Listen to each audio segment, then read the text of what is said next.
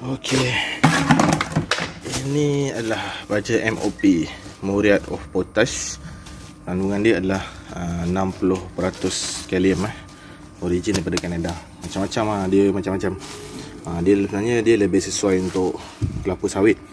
Orang guna pada kelapa sawit lah untuk memberatkan buah dan membesarkan buah. Tapi saya guna untuk pokok pisang juga. Cuma kalau nak letak kat pokok pisang tak boleh bubuh banyak sangat. Tak boleh bubuh banyak sangat. Kenapa? Takut nanti buah tu pecah. So macam mana kita nak apply dia? Jom saya tunjukkan cara dia. Okey, ini adalah rupa dia. Dia agak kemerah-merahan sedikit, macam pasir pun ada. Inilah dia Muriate Potash. Dan bau dia sedikit hancing sebenarnya. Sedikit hancing lah.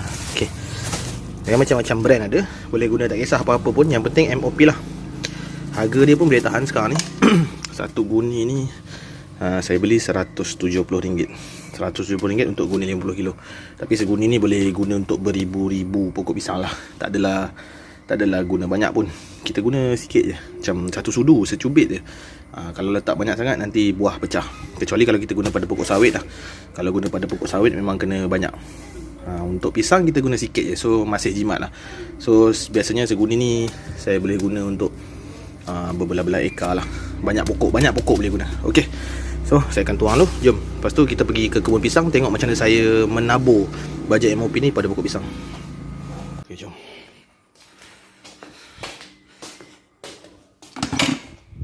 Okey, jadi dekat depan saya ni ada satu pisang yang dah berbuah. Minta maaf silau sikit.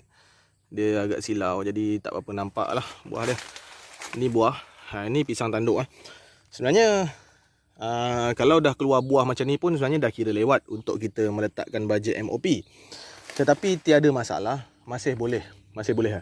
Jadi benda pertama yang perlu ada sebelum meletakkan baja MOP pada pokok pisang ni, benda paling penting dah tentulah ada baja MOP. Kemudian kita ada spray. Okey, spray ni tak kisahlah warna apa, ikut keselesaan, tapi saya ambil warna putih. Jadi apa fungsi spray ni? Supaya kita boleh tanda pokok mana yang kita dah letak baja MOP. Okey. Jadi sebenarnya dalam satu kebun pisang, tidak semua pisang yang akan berbuah serentak. Kadang-kadang ada yang dia berjantung dulu, ada yang jantung kemudian. Jadi baja MOP ni kita letak pada pokok yang dah berjantung ataupun dah macam ni lah. Kalau buah dah besar jangan letak, nanti pecah. Macam ni boleh. Macam ni maksud dia buah dia masih kecil, belum ada isi, macam ni boleh.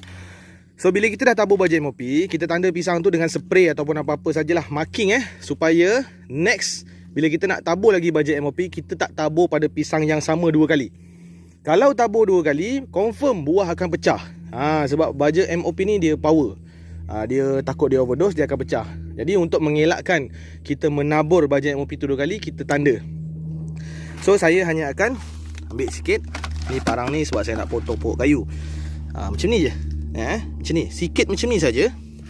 Kemudian letakkan pada pangkal macam ni. Letak sajalah. Letak macam ni. Ni macam ni saja sudah memadai. Tak payah letak banyak-banyak. Kalau sawit ke kelapa tu lain cerita. Tapi kalau pisang, nampak saya letak banyak tu saja. Kurang lebih dalam 20 ke 30 gram sahaja. Jadi lepas kita dah tabur baja MOP, so kita mark. Tak kisah nak mark dekat mana-mana, dekat bawah ke kat atas ke, tapi nak senang nampak kat sini. Saya spray macam ni. Jadi bermakna pokok pisang ini telah pun ditabur dengan baja MOP. Jadi next kalau saya nak tabur lagi baja MOP untuk pokok-pokok pisang yang lain, saya tidak akan tertabur dua kali pada pokok ni. Ingat kalau tabur dua kali, memang buah akan pecah. Memang sekali saja. Lebih cantik kalau kita tabur semasa daun pengasuh tu baru nak mula keluar. Daun pengasuh tu daun yang di keliling jantung tu. Nanti kita cari, kalau ada saya tunjukkan. Okey, inilah dia. Macam ni cara dia. Semudah ini. Okey. Apa yang dikatakan dengan daun pengasuh tadi ada dekat depan saya ni, saya tunjuk. Okey. Nampak tak kat atas tu? Sekejap. Okey. Kalau nampak, yang ni adalah jantung. Di luar jantung tu adalah daun pengasuh. Ni dah nak berjantung ni. Kalau tengok betul-betul dia nampak macam ada segitiga kat atas tu kan. Ini dah nak berjantung. Ini dalam masa seminggu dia akan pecah jantung dan akan jadi buah. Okey. Waktu yang paling sesuai sebenarnya letak MOP adalah pada ketika pokok pisang macam ni lah. Jantung dia baru tegak macam tu. Letak MOP batu. Dan paling penting sekali nak kena tahu sebelum saya lupa. Paling sesuai letak MOP ni adalah pada waktu musim hujan. Musim hujan. Kalau pada waktu panas, waktu kering, seeloknya tak perlulah letak baja MOP. Sebab MOP ni dia power sikit.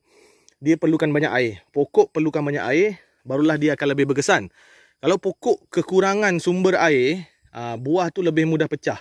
So kena hati-hati MOP ni. Seeloknya macam ni lah. Sekarang ni tengah musim hujan, tengok. Ni musim hujan. Dan banyaklah pisang yang dah berbuah. Tu nampak tu buah. Yang ni buah. Waktu-waktu macam ni yang paling sesuai letak MOP. Tapi kalau musim kering dan tiada sumber air, tiada saluran air, kalau korang pun malas nak siram, seeloknya tak perlu letak. Saya saja jangan letak lah. Kalau nak letak juga boleh, tapi lebih sedikit daripada kuantiti yang saya tunjuk tadi. Ini paling cantik untuk letak MOP. So okay. Nampak ni, saya letak banyak mana? Banyak ni je. Letak di tepi macam ni. Letak macam ni je. Okay, tabur macam tu. Kemudian saya marking dengan cat warna putih untuk saya tak keliru. Yang ni maknanya dah pun ditabur dengan baja MOP. Nampak? Okey. Clear Saya harap jelas So saya akan cari lagi mana pokok-pokok pisang yang dah berjantung. Kita buat sikit-sikit je, so tak penat. Tapi kalau banyak tu memang kena rajin sikit lah. Kalau macam saya ni tak banyak yang berjantung. Saya rasa semalam saya kira yang dah keluar jantung ni lebih kurang dalam 30 ke 40 pokok lah. Daripada jumlah keseluruhan. Jadi keseluruhan ni ada dalam 1000 lebih pokok. So 30-40 tu kira sikit lah yang berjantung. Tapi insyaAllah dalam seminggu ke 2 minggu lagi, saya rasa hampir semua akan keluar jantung. So kita terus lagi. Okay, seterusnya ini adalah pisang nangka. Cantik anak banyak. Batang besar ni, batang ni subur alhamdulillah. Pun dah keluar jantung ataupun daun pengasuh dia. Tengok atas tu. Saya fokus je. Okay, nampak tak ada tu kun tu, macam kun segitiga tegak tu. Itulah dia jantung ataupun daun pengasuh orang panggil. So macam ni kita letak baja MOP. Okey. Macam kabur sikit. Okey. Allahuakbar. Bismillahirrahmanirrahim. Jangan tak banyak, sikit je. Kita tak nak buah pecah. Inilah dia rahsia dia yang banyak orang tak nak kongsikan. Itu marking putih. Maknanya sudah. InsyaAllah mudah-mudahan buah ni besar-besar, montel-montel semua.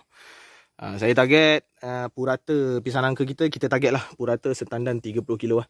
Standan 30 kilo. Harga semasa pisang nangka, harga kebun lah sekarang ni adalah di antara RM1.80 ke RM2. Jadi kalau setandan tu 30 kilo, jadi setandan RM60. Setandan RM60. Jadi bayangkan kalau kita ada tanam 100 tandan, 60 kali 100 makna kita dapat berapa? RM6,000 untuk pisang nangka sahaja. Okey. Okey, jom terus lagi. Panas ni. Nak kena cepat. Okey, settle. So total saya dapat tadi lebih kurang dalam adalah lebih kurang 30 ke 40 pokok yang sudah mengeluarkan daun pengasuh ataupun daun jantung lah, saya panggil daun jantung. Kita orang panggil daun pengasuh. Tapi lebih senang kalau saya sebut daun jantung lah. So cukup, saya dah marking, saya dah tabur MOP. Minggu depan kita cari lagi, macam itulah dan seterusnya. Maknanya seminggu sekali masuk kebun cari mana-mana pokok pisang yang dah mula mengeluarkan jantung, kat situ kita tabur baja MOP. Jangan lupa marking sebab takut keliru, takut minggu depan kita terbagi lagi. Nanti buah pecah, apa pun tak dapat. Kalau buah pecah memang kita rugilah. Terpaksa buah yang pecah, jadi buah tu ringan. Okey, jumpa lagi video akan datang. Saya akan update lagi dari masa ke semasa. Assalamualaikum semua, salam tanian.